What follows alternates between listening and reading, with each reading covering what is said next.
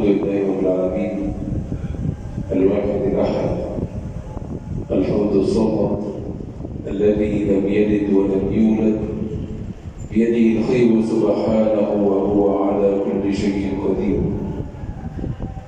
وأشهد أن لا إله إلا الله وأشهد أن سيدنا محمدا رسول الله. اللهم صل على سيدنا محمد وآله وسلم وأعطنا الخير وادفع عنا الشر ونجنا واشفنا صلاة تحل بها العقد وتفرج بها الكرب وتهون بها الأمور الصعاب وترضيك وترضيه وترضى بها عنا يا رب العالمين. أيها الأحبة الكرام، أوصيكم ونفسي بتقوى الله وحسن طاعته والتمسك بدينه والاعتصام بحبله المتين، وأحذركم ونفسي من عصيانه ومخالفة أمره والتخلي عن دينه والتفرق عن حبله المتين. فهو القائل في محكم التنزيل: يا أيها الذين آمنوا اتقوا الله حق تقاته ولا تموتن إلا وأنتم مسلمون واعتصموا بحبل الله جميعا ولا تفرقوا. واذكروا نعمة الله عليكم إذ كنتم أعداء فألف بين قلوبكم فأصبحتم بنعمته إخوانا وكنتم على شفا حفرة من النار فأنقذكم منها. كذلك يبين الله لكم آياته لعلكم تهتدون. أيها الأحبة الكرام، إن نعم الله سبحانه على الإنسان كثيرة وعظيمة، والإنسان لا يشعر بالنعمة إلا إذا فقدها. إذا حرم منها شعر بهذه النعمة. ونعم الله كثيرة قد يراها الإنسان ويستهين بها وبحالها، إلا أنه عندما يفقد منه هذا الماء فإنه يظل في استمرار في احتياج إليها متذكرا نعم الله سبحانه عليه. وها نحن نعيش في أجواء حارة وهو الحال في فصل الصيف، وعندما ننظر إلى هذا الفصل العجيب وإلى عطش الإنسان نجد أن الماء نعمة من نعم الله جل وعلا. نجد أن الماء جعله الحق سبحانه نعمة لا يشعر بها إلا من فقدها. انظروا إلى حال إخواننا في فلسطين، لا يجدون طعاما ولا شرابا وقد ضيق عليهم هذا النظام. انظروا إلى حالهم ولا يجدون شربة ماء.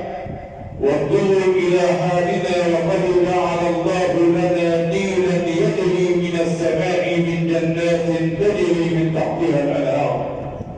هذه نعمة من نعم الله سبحانه على عباده.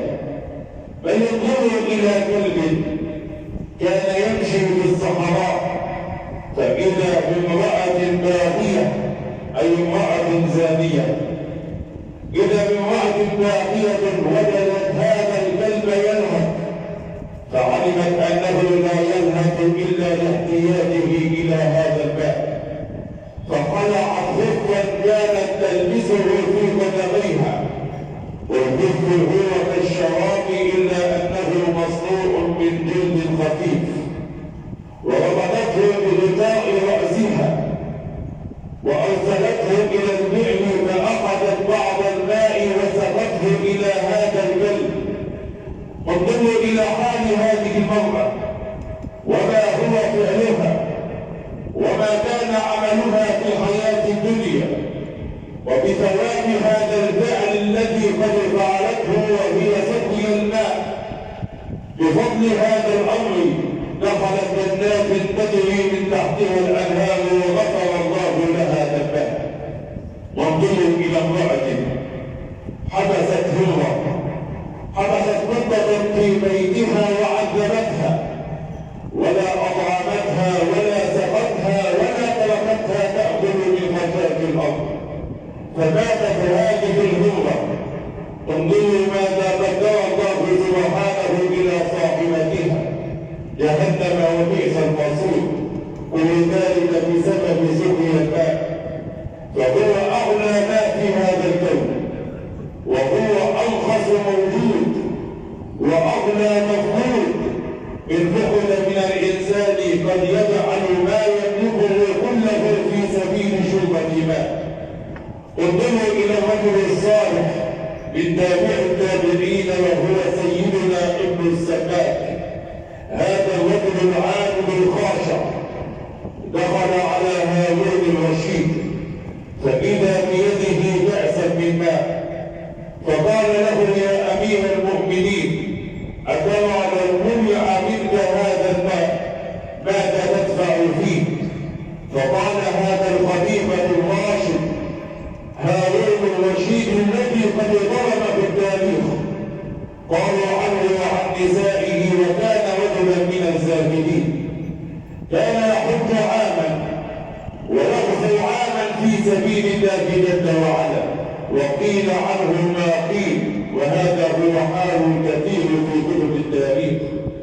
دخل عليه وفي يده كأسا من ماء، فقال له: يا أمير المؤمنين، لو منع عنك هذا الماء ماذا تدفع في هذه الشربة؟ فقال سيدنا هارون الرشيد: قال أدفع في هذه الشربة نصف ملكي. فشرب هذا الماء فقال له ابن السباك: هنيئا لك هذا الماء. ثم سأله: ماذا إذا حبس هذا الماء في جوفك ولا تستطيع أن تخرجه؟ ماذا تدفع حتى يخرج هذا الماء منك؟ فقال: أدفع فيه نصف ملكي. فقال له ابن السباك: بئسا لمال، بئس لملك لا يساوي إلا شربة ماء ومولى. أيها الأخوة الكرام، إذا الحق سبحانه أنعم علينا بنعم كثيرة. قال الحق سبحانه: وجعلنا من الماء كل شيء حي أفلا يؤمنون. وقد ينظر الإنسان إلى نفسه فيقول أن الإنسان خلق من ماء، والحقيقة أنه ما من شيء في هذا الكون إلا وخلق من هذا الماء. من هذا المخلوق العظيم خلق ربنا سبحانه الكون، بل إن عرش الرحمن كان فوق الماء. قال ربنا سبحانه في كتابه: وكان عرشه على الماء. وإذا ذكر ربنا سبحانه هذا المخلوق ذكره في كتابه بمشتقاته في 163 موضعا في كتاب الله جل وعلا.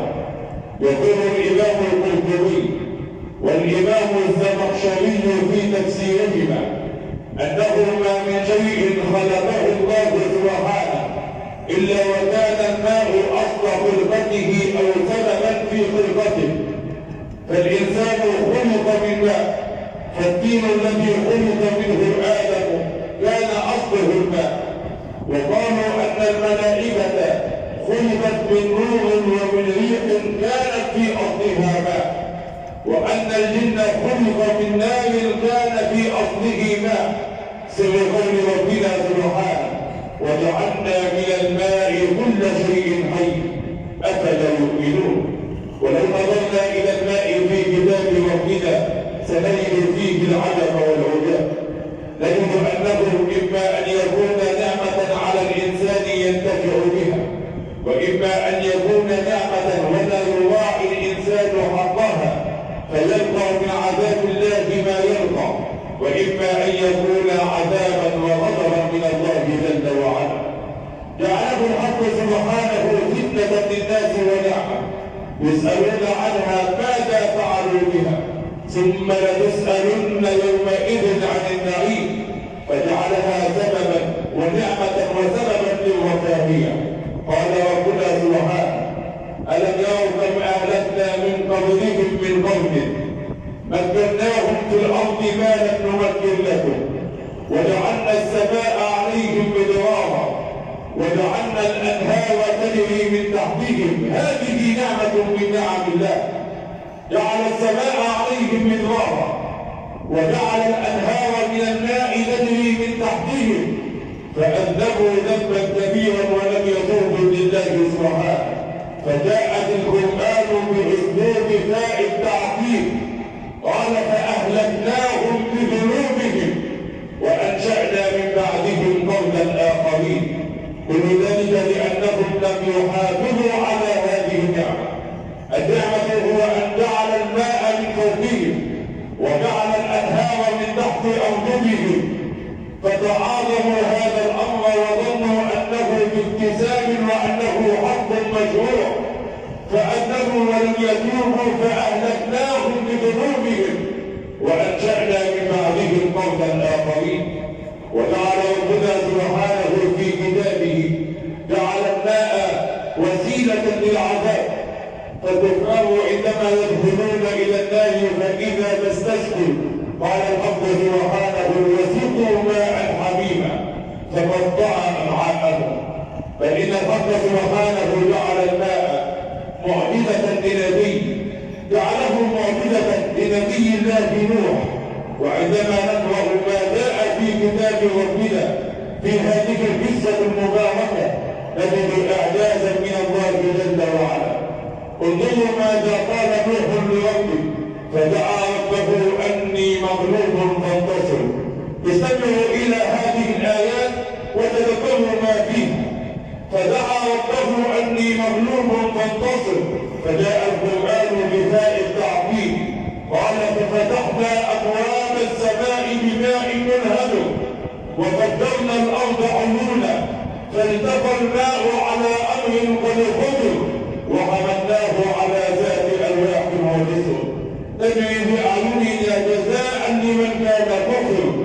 هذه الآيات عندما نستمع إلى قول ربنا ففتحنا أن الحق سبحانه فتح أبواب السماء، ولم يقل ففتحنا باب السماء، ولكنها أبواب الكفر ففتحنا أبواب السماء.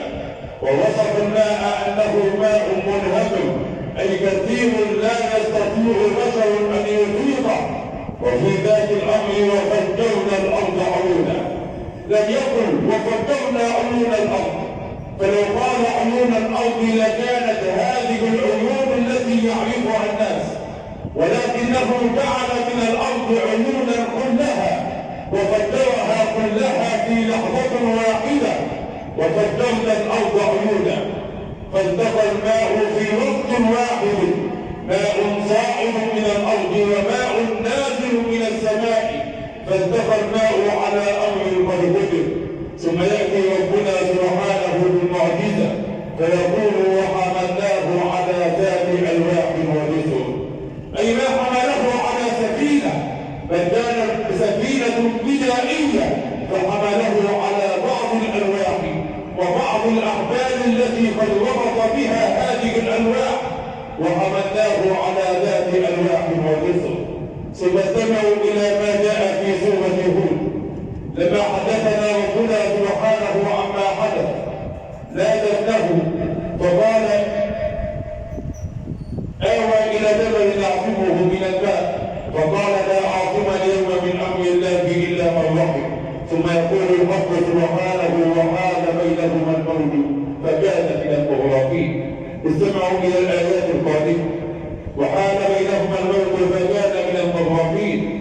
وقيل يا أرض ابلعي ماءك. أمر ربنا سبحانه الأرض أن تبلع ماءها التي خرج منها فقط.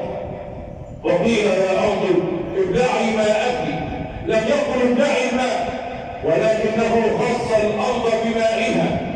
قال وقيل يا أرض ابلعي ماءك فبلعت ماءها. ويا سماء أقلعي فاشتدت حرارة الشمس حتى تبخر الماء الذي نزل من السماء فصعد إليها. وقيل يا أرض ابلعي ماءك ويا سماء أقلعي وغيض الماء وقضي الأمر واستوت على الجودي. وقيل بعدا للقوم الظالمين. معجزة تبين أن الماء هو معجزة وأنه وسيلة للعذاب. انظروا إلى سيدنا موسى كيف كان الماء سببا في إنقاذهم من العطش، وكيف كان الماء سببا في إنقاذهم من القتل، كان سببا في إنقاذهم من العطش لما استسقى قومه سيدنا موسى. استسقاه قومه فضرب الحجر بالعصا فانشق وتفجر الماء منه. وإذا استسقى موسى لقومه فقلنا اضرب بعصاك الحجر فانفجرت منه 12 عينا قد علم كل أناس مشربهم، فكان سببا في نعيمهم وأنقذهم من هذا العطش. فننظر إلى سيدنا موسى لما كان البحر أمامه والعدو من خلفه فأوحى الله إليه فضرب البحر بعصاه فانطلق فكان كل ذئب كالطود العظيم.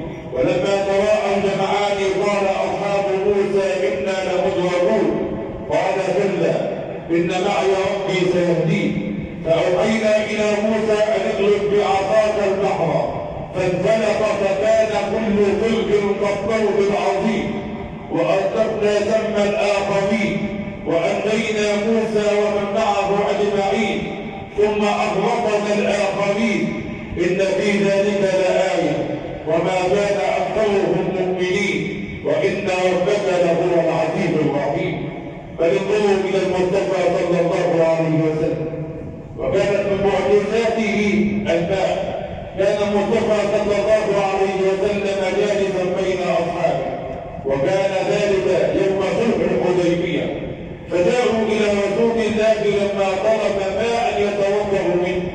أتوا إليه بحربة من ماء وقالوا يا رسول الله ليس عندنا ماء إلا هذا. فجعل المصطفى صلى الله عليه وسلم يده في هذا الماء فتفجر الماء من بين أصابعه معجزة للمصطفى صلى الله عليه وسلم.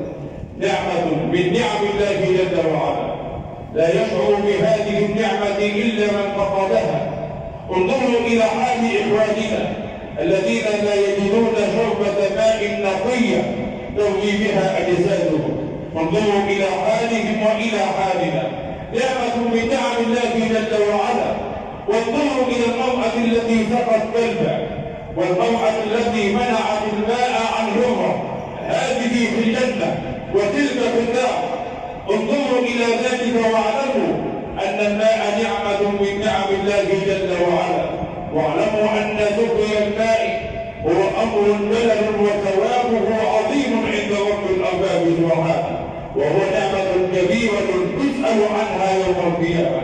أيها الأحبة الكرام، يقول الحق سبحانه في كتابه وإذا سألك عبادي عني فإني قريب أجيب دعوة الداعي إذا دعان فليستجيبوا لي وليؤمنوا بي لعلهم يرشدون. فادعوا الله وأنتم موقنون بالإجابة.